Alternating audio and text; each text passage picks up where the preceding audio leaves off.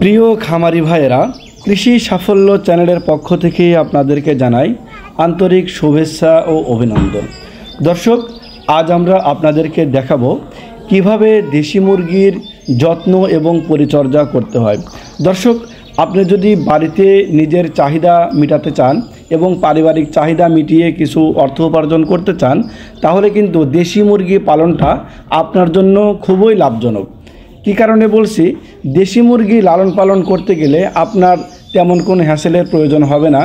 এরা আপনার যদি একটা ব্রিডিংয়ের মুরগি থাকে, তাদেরকে কিন্তু ডিমে বসাতে পারেন।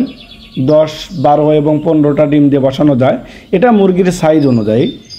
তো ডিম বসানো থেকে শুরু করে 21 দিন পরে ডিম থেকে কিন্তু বাচ্চা বের হয়ে আসবে। তো বাচ্চা বের হওয়ার দিনে আপনার কিছু কৌশল অবলম্বন করতে হবে।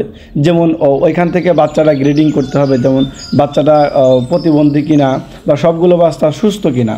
যখন বাচ্চাগুলো সুস্থ অবস্থায় পেলেন, তার পরবর্তী অবস্থায় কিন্তু আপনি প্রথমে তাদেরকে লাইসোবিট খাওয়াতে পারেন, এবং যদি লাইসোবিট না থাকে তাহলে কিন্তু আপনি লেবু অথবা এই চিনির পানি খাওয়াতে পারেন। তো এটা খাওয়ানোর পরে আপনি 3-4 দিন ডক্সিভেট খাওয়াবেন, এবং তারপরে ধীরে ধীরে আপনি কিছু প্রাকৃতিক জিনিসও খাওয়াতে পারেন, যেমন রসুনের পানি, আপনার হলুদের পানি, এগুলো সপ্তাহে 1 দিন করে দিবেন।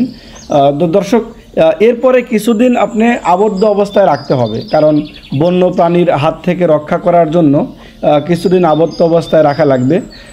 প্রথম দিন থেকে আপনারা স্টার্টার খাদ্য দিবেন, কারণ দেশি মুরগি পালন করতে গেলে আলাদা কিন্তু ব্রুডিংয়ের প্রয়োজন হবে না, কারণ আপনার যে ব্রিডার মা আছে এরা কিন্তু তাদেরকে তাপ দিয়ে থাকে, কারণ এই তাপই কিন্তু প্রাকৃতিকভাবে পায়, খুবই ভালো।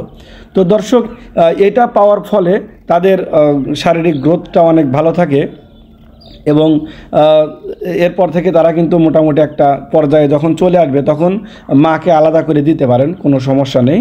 তো দর্শক, আমাদের চ্যানেল সর্বসময় কৃষক ও খামারিদের গল্প আপনাদের সামনে তুলে ধরে থাকে।